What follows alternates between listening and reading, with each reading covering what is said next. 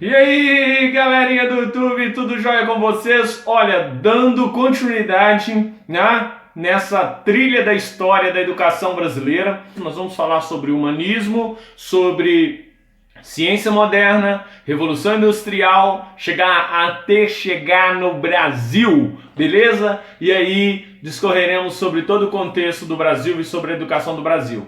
Então, aguardo vocês, bora com a gente.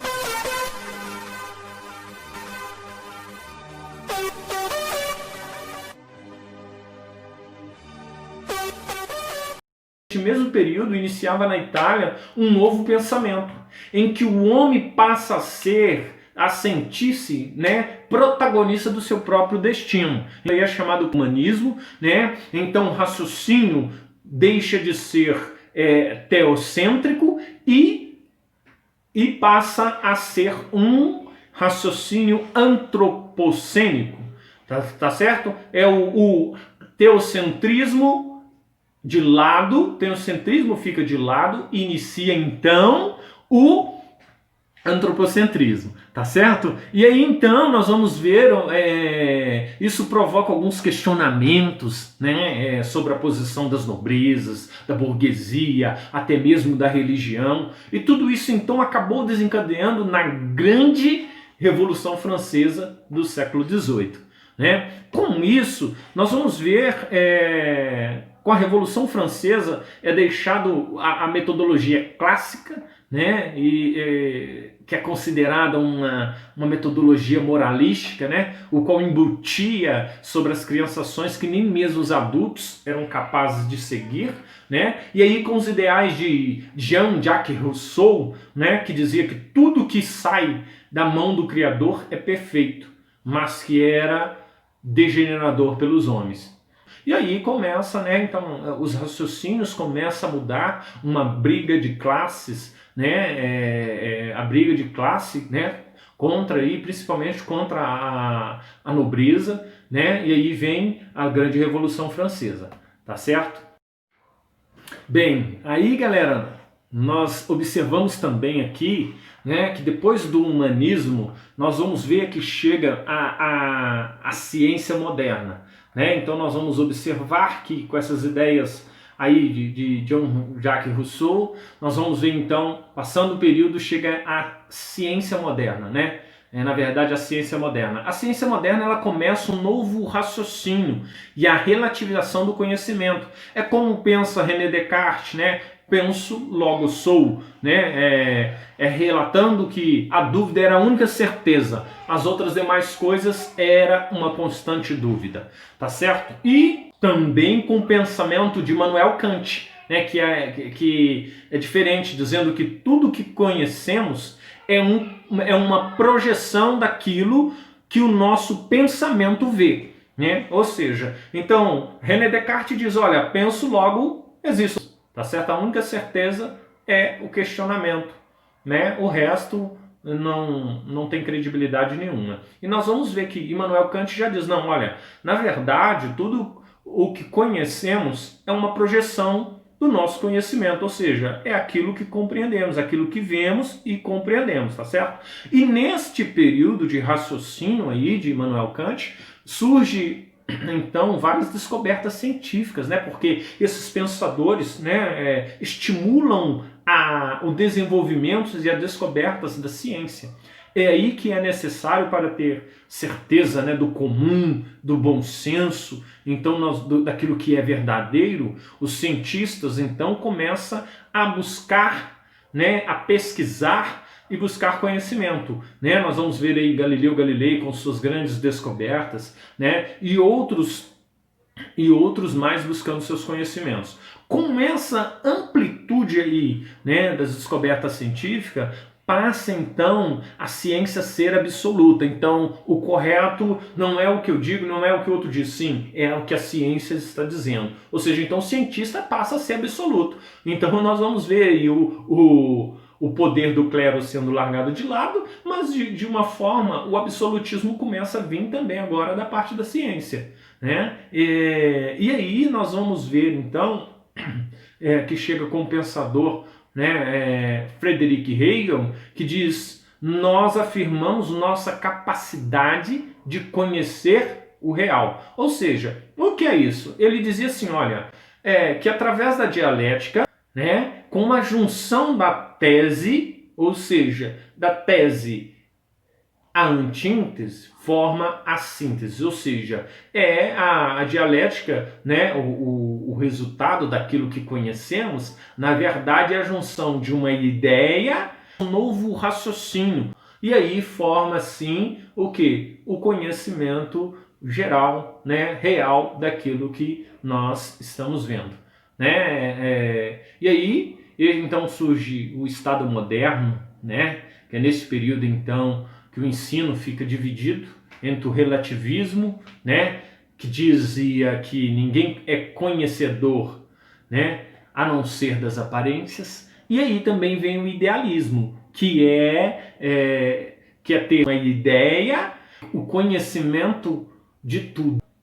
Só que aí nós vamos ver que mais para frente, no século XVIII, nós vamos ver que surge a criação das indústrias, né, neste período aí em que as famílias saem do campo e vai para o centro urbano, começa a trabalhar, né, e aí os pais sentem a necessidade de deixar os filhos em algum lugar, porque eles precisam trabalhar. E o que acontece? Com esse mercado competitivo surge a necessidade de uma qualificação. Então, como os governantes já sabiam que as escolas seria também um meio de manipulação política, uma arma, né, de guerra cultural, então o Estado juntou a fome com a vontade de comer. O que é isso? O governo queria os filhos, né, e os pais queriam entregá-los. Então surge essa metodologia de ensino, esse novo método de ensino da escola, onde um professor ele tinha que cuidar de muitos alunos, né, de muitos adolescentes, muitas crianças, né, ensinando todo o processo aí educacional e profissionalizante, né? Então, baseado nisso aí, que surge todo esse período, essa situação aí no mundo, né? Principalmente dentro do Império Germânico. Mas aí nós vamos observar que por volta do século XX, né, então surgem as ideias, né, baseadas nos ideais de liberdade, igualdade e fraternidade, que havia sido utilizado pela Revolução Francesa. Nós vamos ver que surge um novo sistema de governo, né? Nesse sistema de governo, nós vamos ver que o processo educacional se torna nacionalista, né? Nós vamos ver aí que surge o comunismo, que é direcionado com a ideologia de Karl Marx, né, e Friedrich Hegel, né, com a teoria libertadora, né, onde o ser humano ele é detentor do conhecimento, o indivíduo, cada um tem a sua maneira de observar e de enxergar as coisas, né? Nós vamos ver aí então o fascismo, né, por Benedito Mussolini, né, que é o corporativismo ditatorial, em que o Estado, que somente o Estado pode educar a criança, mas ninguém sabe fazer isso a não ser o Estado, tá certo? E aí o liberalismo com John Locke, com as ideias de John Locke, né, que é o direito natural do indivíduo. Né? Então aí o indivíduo, cada um tem sua ideia, né, as suas opiniões e juntam todas essas ideias aí, né, e promove o conhecimento ali.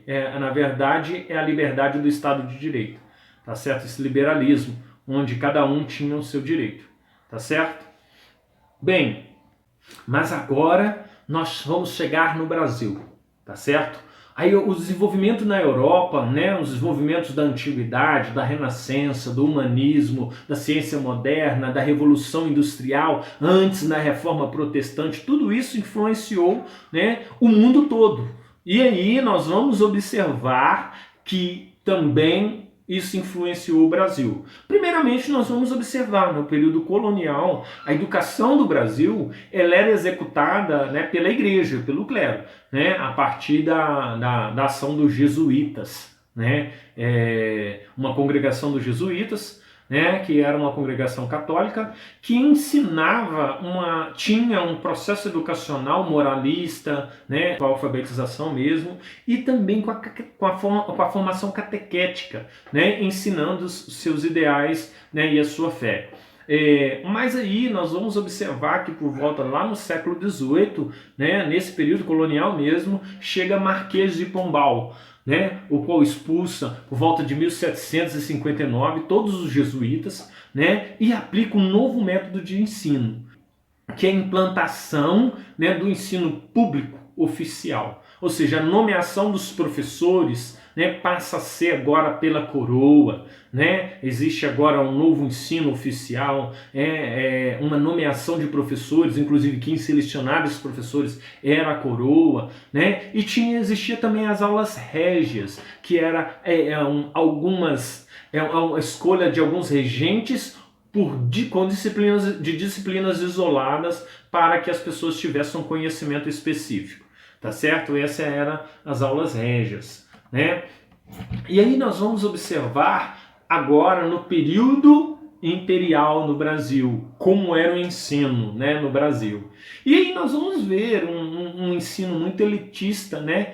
Por quê? Porque era um ensino que preparava a burguesia para o ensino superior, né? E sendo que esse ensino superior era direcionado para Portugal, né? E aí nós vamos observar também que quem era responsável por esse ensino elitista aí era a nobreza, né? Era a coroa que era responsável aí por esse ensino. E também o ensino elementar, o qual era dividido em ensino primário e o ensino secundário. O ensino primário era a alfabetização e a profissionalização, né? E o ensino secundário era a formação de professores. Quem era responsável, então, por este ensino elementar? Era exatamente as províncias, ou seja, vamos ver em nossa tradução hoje os estados, mas na época era a província. Então, a coroa era responsável pelo ensino elitista, né? Esse ensino aí propedêutico, e depois nós vamos ver, e a província era responsável pelo ensino elementar. Tá, beleza. Nós vamos observar então que surge por volta de 1837, né, o Colégio Dom Pedro II, né, que acaba somando os dois ensinos, né, tanto o ensino primário e secundário, tudo junto aí, e nós vamos ver que esse ensino ele fica meio que desproporcional, né, diante das províncias, porque ele passa a ser modelo para as províncias. Então todas as outras demais escolas das províncias no Brasil era necessário seguir esse modelo do Colégio Dom Pedro II. Porém, as províncias não tinham a mesma condição financeira que a coroa tinha, porque era a coroa que administrava o Colégio Dom Pedro II, né, não tinha. Então ficou aí uma educação meio que desproporcional entre aí a situação do Colégio Dom Pedro II e as províncias, né? E aí começa esse grande questionamento, né? Nós vamos ver aí então por volta de 1860, né? Surgem os debates, né? Surgem os debates liberais aí com o intuito de reduzir essa desigualdade de ensino. Né? Inclusive por volta de 1870 que acontece a reforma de Leôncio de Carvalho, né? O qual ele chega e apresenta a liberdade, né? Que diz: vamos estabelecer liberdade de ensino, liberdade de frequência, né?